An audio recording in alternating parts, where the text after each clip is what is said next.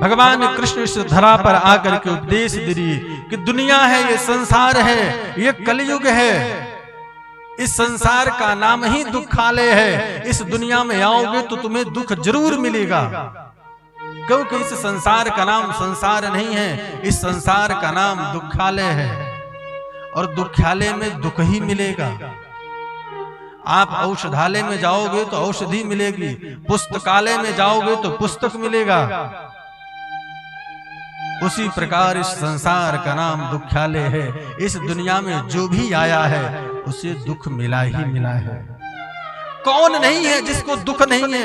हमें नहीं है कि आपको नहीं है, दुखी सब है मेरे भाई, क्योंकि इसका नाम दुखालय है। लेकिन इस दुनिया में, इस दुखालय में रहने के बाद, दुख में पाने के बाद भी जो व्यक्ति मुस्कुराता हो, जो नाचता हो, जो मुरली बजाता हो, उसी को जीना आ गया। जितना भगवान श्री कृष्ण के जीवन में दुख आया, क्या हमारे जीवन में आया? भगवान का जन्म ही जेल में हुआ। विचार करो,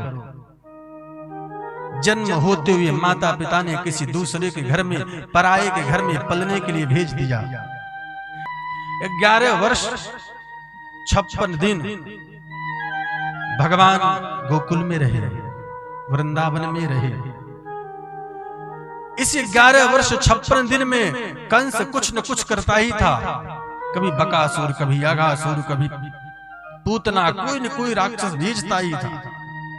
भगवान तंगा गए, परेशान हो गए। मन में विचार किया, चलो जड़ को ही खत्म कर देते हैं। मामा श्री रोज भेजते रहते हैं किसी न किसी राक्षस को, चलो इनको ही खत्म कर देते हैं। वृंदावन छोड़ करके मथुरा आए, कंस को मार दिया।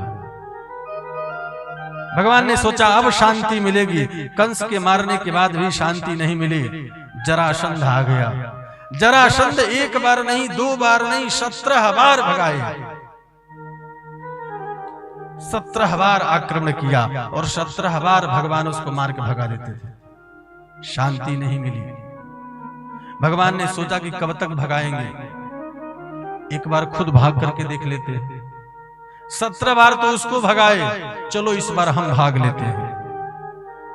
और इस सारी दुनिया छोड़ करके विचार किए, चलो किसी ऐसे एकांत जगह पर चलते हैं जहां पर शांति मिलेगी। जैसे हम और आप घर बनाते हैं, मकान बनाते हैं, 10 साल के बाद मन कहता भी हाँ अच्छा नहीं रहना, चलो अब चलते हैं इलाहाबाद, वहां रहेंगे। भगवान को भी लगा यहाँ बड़ी परेशानी है, रोज कोई न कोई समस्या आई जाती है, चलो चलते हैं। सारी दुनिया छोड़ करके समुद्र के बीच में नगरी बसाई, जिसको बोलते हैं द्वारिका। दुनिया से अलग समुद्र के बीच में नगरी बसाई और वहां भगवान श्री कृष्ण द्वारिकाधीश के रूप में प्रतिष्ठित हुए कि अब शांति से बैठेंगे। बलराम भैया का विवाह हुआ, अपना खुद भी विवाह किए, बोले अब बढ़िया आराम से गृहस्थता जीवन में अपनाएंगे। लेकिन बैठे ही थे तब तक पांडव आ गए, महाराज बचाओ। और कौरव और पांडव का भीषण महाभारत का युद्ध छिड़ गया। जब हमारे देश पर कोई विपत्ति आ जाए तो उस विपत्ति से हम और आप बच नहीं सकते हैं। और उस महाभारत के भीषण युद्ध में भगवान को भी भाग लेना पड़ा। और भगवान उस भीषण युद्ध में भाग लिए और धर्म को विजय कराए, क्योंकि भगवान धर्म की स्थापना करते हैं।